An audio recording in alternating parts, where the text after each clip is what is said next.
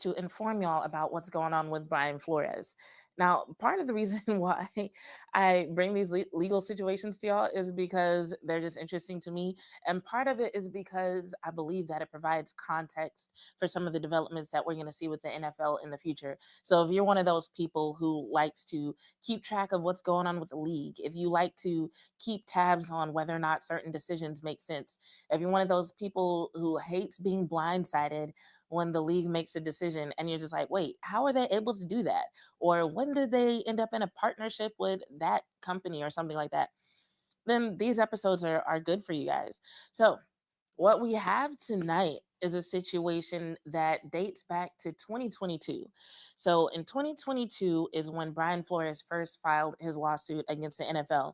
And so, there were actually a few headlines that went along with this situation. One of the ones that a lot of football fans might remember is that he was fired from being head coach of the Miami Dolphins after two back-to-back winning seasons, and then he was fired. And when that firing happened, he said that it was because he was asked to tank games so that they could get higher draft picks, and he refused. And then he said that that was the reason that he was fired. And so that caused like a lot of debate about whether tanking even made sense in the first place. What was the duties of a head coach? Is it to do what's best for the organization in the long run, which might mean getting higher draft picks? Or was it to try to win every game? Or even if it made sense to try to win every game if you didn't really see yourself going to the Super Bowl, which most competitors will be like, nah, we're going to try until we can't try anymore. So that was a conversation in itself. Fast forward, after he's fired, obviously he's looking for more jobs. And this is the headline that a lot of people heard about, but I'm not sure if a lot of people remember. But he was set to have an interview with the, hold on, let me check my notes to make sure I don't tell y'all anything incorrect. Um, oh, here it is. Okay, so he was set to have an interview with the New York Giants, and he had got a text from Bill Belichick. I think the original text congratulated him, but then Bill Belichick had to correct himself because he found out that they had actually hired someone else. And all this information was sent to Brian Flores 3 days before he even had his interview. So, what you see on the screen next to me right now is the first page of the lawsuit. And that's where he quotes what Bill Belichick sent him. And so, that text message, which did make headlines, but the story died kind of quickly, said, sorry, I fucked this up. I double checked and misread the text. I think they are naming Brian Dayball. I'm sorry about that. And so Brian Flores got this message 3 days before he was set to interview. In other words, they had already decided who they were hiring, but then they decided to invite Brian Flores for an interview anyway. Why do you ask? Because of the Rooney Rule. And the Rooney Rule has been controversial even among Black people. So the Rooney Rule was a rule made for the NFL, basically saying that they have a certain number of diversity interviews that they have to do when they're hiring for certain positions. So those positions are like head coach and I think coordinators. I forget what all is under it, but it's basically saying, hey, you can't just interview your homies. You can't just consider white people for the job, because that was what the Rooney Rule was created to address. It was to address the lack of diversity in head coaches and in high level coaching positions in the NFL. And so the Rooney Rule is like, hey, you got to interview a certain number of minorities and women. You got to at least talk to them. You got to at least consider them. So basically, Brian Flores is like, hey, I found out they had hired somebody else already 3 days before I was set to interview. And so clearly, these interviews are a sham. So after that happened, he was like, all right, we need to take this to a higher level, ends up filing a lawsuit that basically says, hey, there's a lot of discrimination going on in the NFL. These are bad hiring practices, and I want to do something about it. And so a couple of other coaches did end up joining the lawsuit. So one was former Cardinals head coach Steve Wilks and longtime assistant Ray Horton. They joined the lawsuit. And so a big part of their argument was the fact that the NFL is 75% or 70% Black in terms of players, but Black coaches were still getting shut out at the top. So Yeah, when between just knowing that statistically and then being asked to tank games and then being fired after having winning seasons and then finding out that the interview that you're going to is basically just a performance, it's a sham. Like, yeah, people were upset, or Brian Flores was upset specifically. And so he filed this lawsuit, right? But here's the thing, when it comes to things like this, basically any type of disagreement, anything that needs to be handled between an NFL employee and a team, or sometimes even between owners, anything that involves NFL individuals or entities, they have, and by they I mean the NFL, there's a section of their bylaws and constitution that basically says, hey, we're going to handle that internally. We've got internal arbitration that's going to handle that.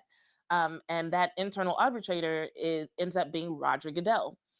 And that's a problem because Roger Goodell is on the record as saying he basically works for the owners. So even though he's considered the head of the NFL, he does the owners' bidding. He's the face, he's the head figure, but he really works for them. That's been stated, it's public, it's on the record. That's the dynamic. So when you have a problem with NFL owners, but then you have to go to a guy who basically has said he works for the NFL owners, you can see where there's a little bit of a conflict of interest. So the original lawsuit was filed in February of 2022, and then fast forward a little over a year in March of 2023, and it was Judge Valerie Caproni who said, okay, some of these claims can proceed. And this particular judge actually went on record as saying the NFL's history of discrimination was, and I quote, incredibly troubling. But basically, the claim that Brian Flores made against the Dolphins was still going to go to arbitration. But everything else, because Brian Flores was addressing not only the Dolphins, but also the entire league, as well as the Giants and the Broncos, she was like, okay, everything else can go to court. Well, apparently there's been some back and forth ever since then, because like I've been waiting on the news myself, like every now and then, because Brian Flores still works in the league. He's a defensive coordinator for the Vikings. So even though he's got this ongoing suit, he's like, I'm not about to quit. Now he did say he was willing to risk his career in order to correct this. And by correct this, he is under the impression that winning this case will not only mean changes in the NFL, but could lead to changes for just different organizations, different companies across America, right? So he's like, yeah, I'm not about to quit my job over this, not unless I have to, and he's willing to, but he hasn't. So like that's got to be a very weird dynamic to be a defensive coordinator in the NFL, but also have an ongoing lawsuit against the NFL or against several organizations within the NFL. But there's been back and forth since then. And so this month, I don't know if it was yesterday or a couple of days ago. I'm sorry. I present y'all the information as soon as I get it, but sometimes the timelines are a little blurry. But the Second Circuit Court of Appeals, that's a federal court, ruled that the arbitration method that the NFL uses, and they said, and I quote, it's arbitration in name only. In other words, they're saying, yo, this thing that y'all are calling arbitration is a scam. You cannot have Roger Goodell conduct the arbitration for a lawsuit that's against the NFL. That'd be like if you have a situation at your job and you're like, all right, this is unethical, this is wrong, I'm not going to stand for it, and you end up suing the company that you work for. But then the CEO of the company gets to be judge, jury, and executioner, determining what happens with that lawsuit. It doesn't make sense. There's a conflict of interest. There's an expectation that that person will have the best interest of the company in mind, because at the end of the day, he's still going to work for that company. At the end of the day, his professional future is tied to that company. So, how can he truly be unbiased? How can it truly be an independent arbitration? And that's essentially what this judge was saying. Like, yo, this does not even make sense. As a matter of fact, it's not even arbitration. Hold on, let me find the other quote. Um, because there was another quote that they used that I think kind of dug into how they really felt about it. So it was so they called it arbitration in name only. And they also said, where is it?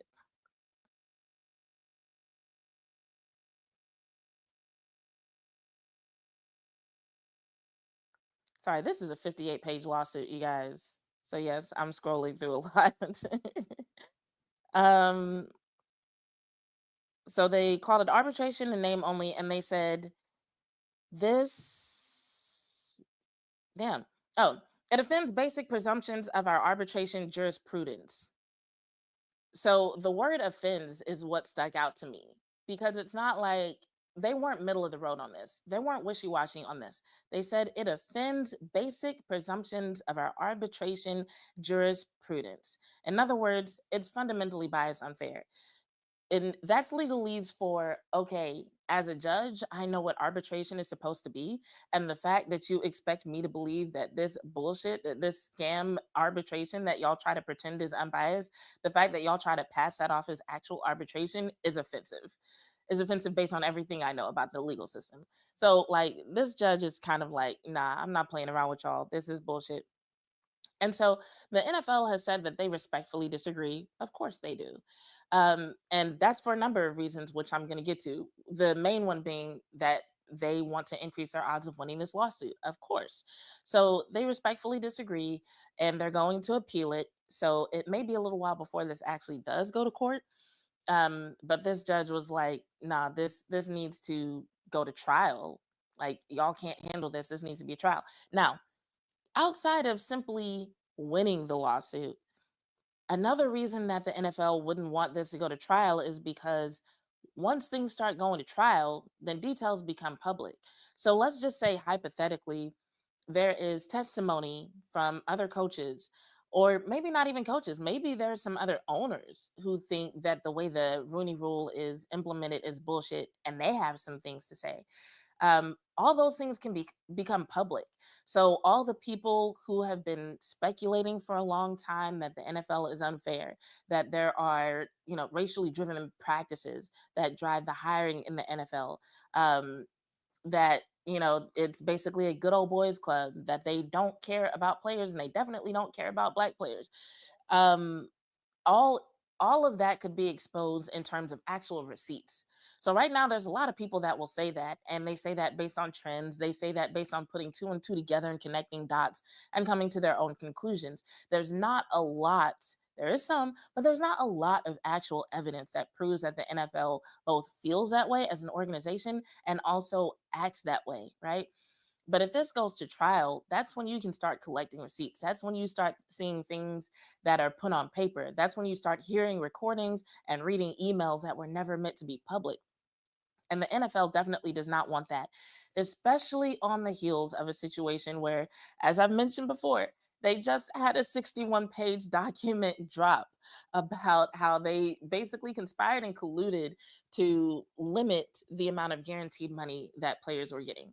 So while people love football, and I don't blame them, I also love watching football. I also got a lot of love for a lot of players and a few different teams, right?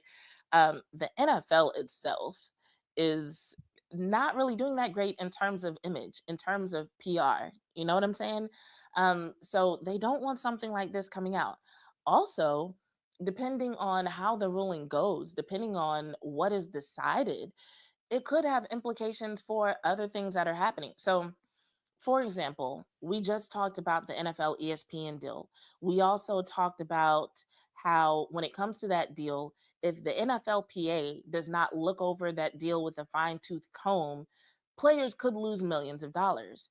Because what players get paid from when it comes to how that deal is constructed is basically the rights, what ESPN is paying for the rights. Because the NFL can sell NFL Network and media entities like that, and the players don't automatically get a piece of that in terms of what goes into the revenue pile that they split for the salary cap, right? But what the players do get a piece of is the rights, and the rights are supposed to be set at fair market value. However, if they're not, that has to go to arbitration too. And it's up to the NFLPA to initiate that process, right? So, depending on how this case with Brian Flores plays out, let's say the NFLPA finds out that something in that NFL and ESPN deal doesn't look right, doesn't smell right. That means instead of going according to the arbitration process laid out in the Constitution, they might even have means to take things to trial and take something to court and make it public instead of keeping it private and in-house. So this lawsuit definitely goes beyond Brian Flores. This definitely has implications for how people look at the NFL, what people know about the NFL, and how future issues within the NFL are handled. So it's just a really interesting ruling, that I think a lot of people didn't expect. I think so many people are used to things going the NFL's way. People are used to the NFL being kind of Teflon, when it comes to what actually sticks to them, what they're held accountable for. So the fact that this judge is like, nah, I looked over your constitution and this arbitration process that y'all laid out is bullshit. Roger Goodell can not be in charge of this. That's not okay. And I'm not playing around with y'all. Like, take it to trial. Um, but the fact that the NFL is appealing means who knows when it will actually go to trial. That's going to drag this out even longer. Like I said before, this lawsuit was initially filed in 2022, and now it's 2025 and we're just now getting permission for it to go to trial. So by the time the NFL appeals and they decide to take it to trial, who knows what happens between now and then? Who knows what information comes out? Who knows what else might be decided? Who knows what other grievances might have come up against the NFL by then? But it's something that y'all want to keep y'all's eye on, because the NFL is trying to expand rapidly.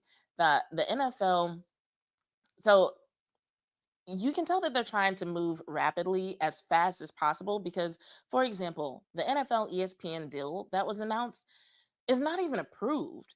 They were making announcements about the NFL Network being a part of the app that ESPN is launching on August 21st, but they didn't even have approval from the NFL team owners when they started going on that press tour announcing that, when they started showing up on SportsCenter and other talk shows announcing this deal and putting out press releases and articles announcing this deal, right?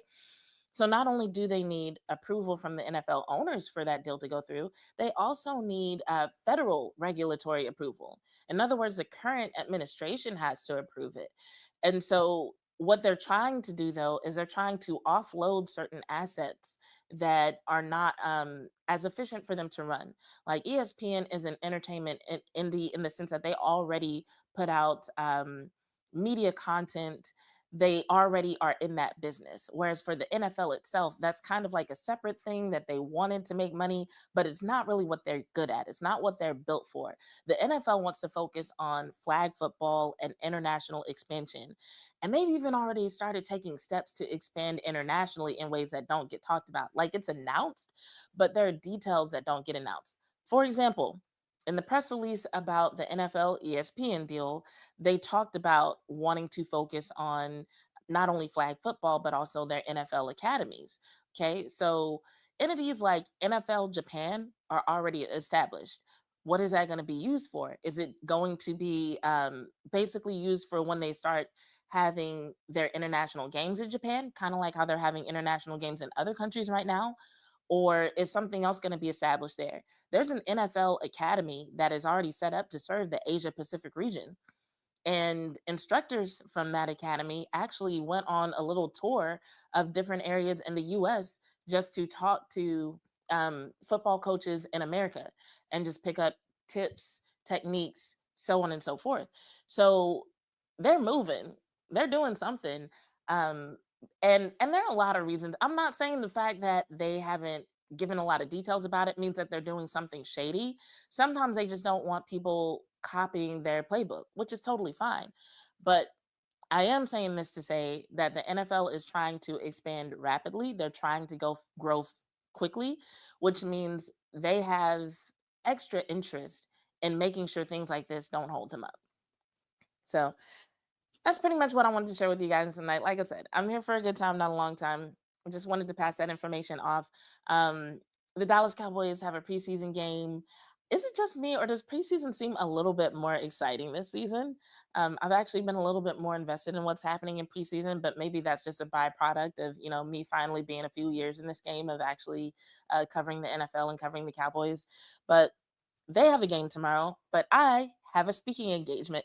So I don't know if I'll go live at any point. I wrote an article about Mozzie Smith that I don't know if it's out now or if it'll come out in the morning. Hold on, let me see if it's out now. I'm gonna refresh this page.